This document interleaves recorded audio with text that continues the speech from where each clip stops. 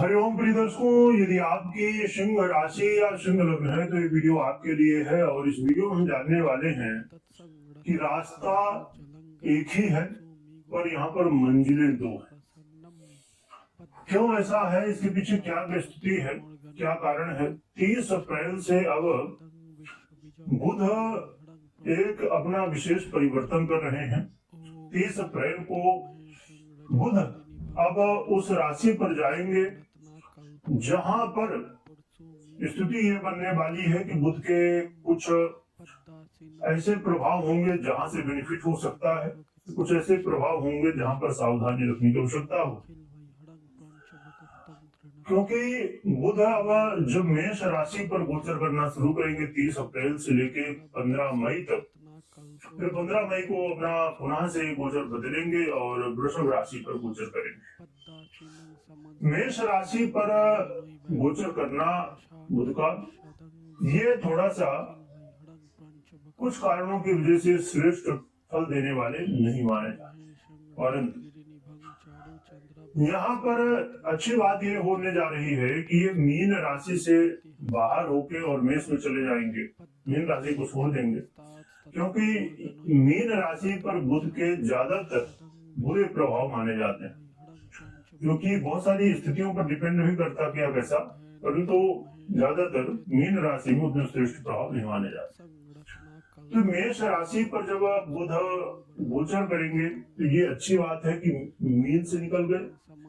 दूसरी बात, बुध जब मेष राशि पर गोचर कर रहे होंगे तो बीच बीच में कुछ ऐसे भी योग संयोग बनेंगे जिनकी वजह से बुध का यहाँ पर गोचर काल, मेष राशि पर गोचर काल कई क्षेत्रों में कई विषयों पर अच्छे प्रभाव भी देंगे।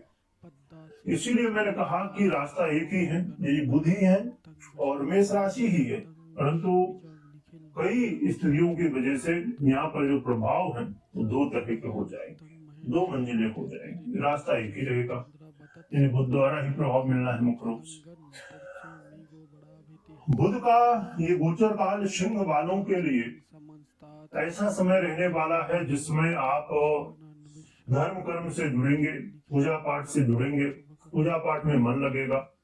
परंतु मन में ये प्रश्न उठते रहेंगे कि ये क्यों होता है ऐसा, वो क्यों ऐसा होता है, यानी मन में क्वेश्चन जो है वो काफी रहेंगे, सवाल काफी रहेंगे। और उन सवालों की वजह से कई बार मन हो सकता है कि पूजा पाठ से दूर भी हो, लगे कि अरे ऐसा है वैसा है, मतलब मन में कुछ शंकाएं होंगी जो कि समाधान भी होगा, तो फिर से मन लगेगा पूजा पाठ में। इस समय यात्राओं का अवसर मिलेगा, हो सकता है कि तीर्थ यात्रा का, धार्मिक यात्रा का, कहीं भगवान के दर्शन का, सेवा का करने का अवसर मिले। और कहना चाहिए कि यह समय वो समय है जिस समय आपके पिता हैं जो उनके जीवन में भी यदि स्वास्थ्य की समस्याएं या किसी तरह की समस्याएं थी तो कम होंगी और सुधार होगा और आपको भी आशीर्वाद मिलेगा। तो बड़ी अच्छी स्थिति है यहाँ पर।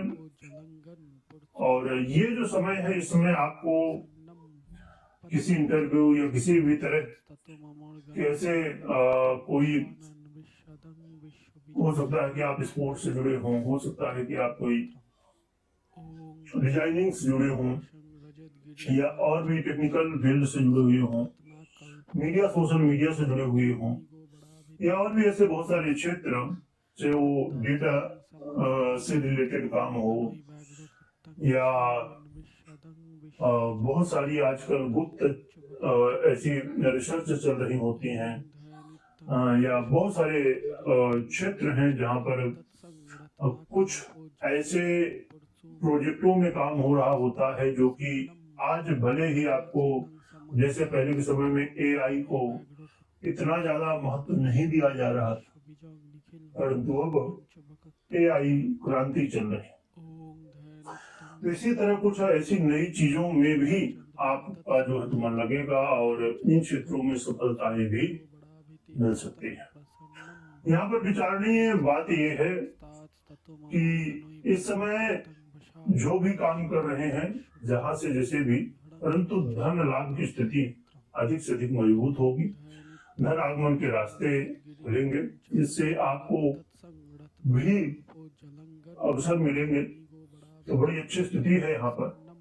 देखिए, यहाँ पर कुछ बातों का ध्यान रखना है। सबसे बड़ी बात यह है कि आपको धैर्य बहुत रखना होगा। कई बार गलतियां हो सकती हैं और ऐसा लग सकता है कि कुछ चीजें मिलते मिलते छूट रही हैं। वो वाली बात है कि जैसे आपने किसी भी विषय का एग्जाम दिया और उसमें बस कुछ ही नंबर कम थे, जिसकी वजह से आपके लिए वो स्थिति नहीं बन पाई जो आप चाह रहे थे। तो ऐसी चीजें भी कई बार देखने को मिल सकती हैं। तो आपको बहुत धैर्य और अपनी तैयारी को बहुत मजबूत रखना होगा, जिसकी वजह से आपको किसी तरह की कोई समस्याएं ना आने पाए।